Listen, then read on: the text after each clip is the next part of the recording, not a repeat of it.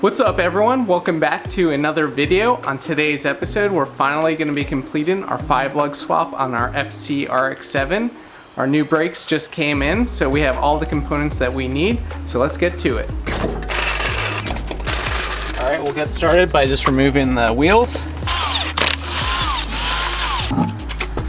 Okay, and before I do anything else, I'm going to spray some rust cutter on the axle nut, as well as the brake line going to the caliper, as well as all the bolts that are holding the spindle onto the car.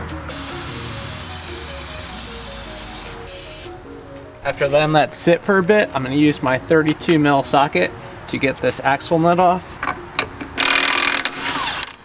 And there is a little washer behind it that you'll also want to remove.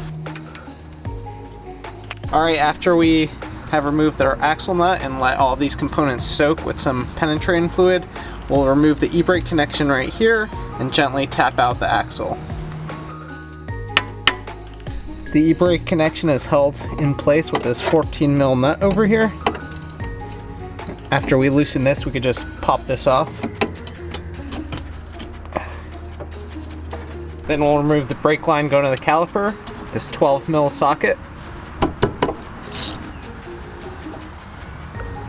Alright, so here's our new spindle.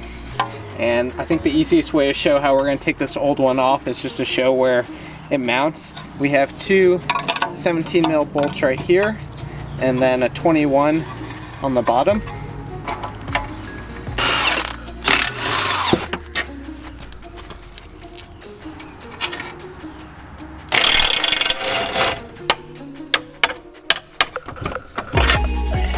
Before I put this on, I made sure to add some anti-seize to the splines.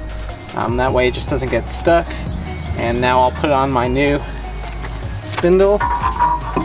Now we'll tighten down all of our bolts. Keep in mind the bolt on the top, 17mm, is slightly shorter than the one on the bottom, so don't mix those up. Alright, now we'll put our axle nut back on. Don't forget the washer.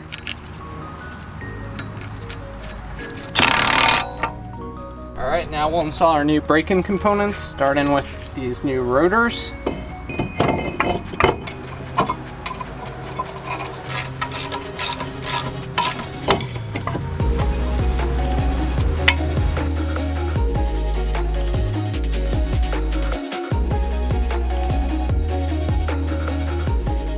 Alright, with our new caliper and brakes installed, we could reinstall our wheel. Alright, with the driver's side out of the way, we can move on to the passenger side.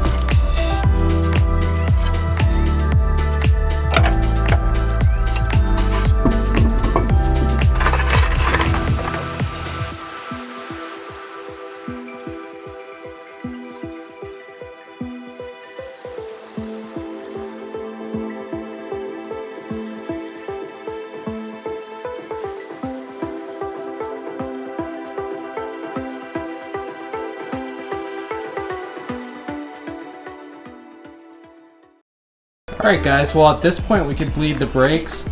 Now if you guys are following along, you definitely don't need to lower the car first. I just wanted to see what these wheels look like together. So I'm actually going to put the car right back up in the air. And for the actual bleed-in process, we are going with a power bleeder. And I didn't have an adapter that fit just right on here. I tried a few. So we are using the universal one, which is basically two J-hooks that you attach together with a chain and then tighten it. And I was able to get the correct pressure that Motive recommends, which is about 10 psi without leaking. So that should be good to go. So now we could put fluid in there. But the first thing I'm going to do is just get the car in the air, take the wheels off, and get ready for the bleed-in process. The bleeding process is pretty straightforward, but basically we're going to fill up our reservoir with fluid, pressurize it to about 10 psi, and then we're going to connect this little tube to our bleeder ports on our calipers, and then open the valve and let the fluid and air come out. And we're going to close it once we see just clear fluid coming through, and then we could close that. Special thing about the rears, there's actually 2 of those bleeder valves, so we're going to do that. And we're going to start on the rear right because that's the farthest from the master cylinder. And then we'll do the rear left, and then the front right, and the front left.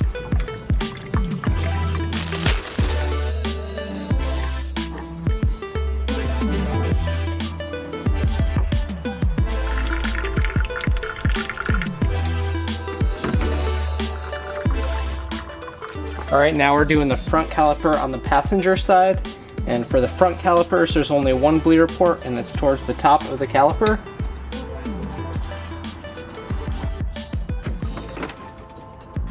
I don't know if you guys could tell, but the rear calipers are brand new, so the fluid went through pretty cleanly, but these front ones are pretty dirty. So it's nice to flush these and get nice clean fluid in there.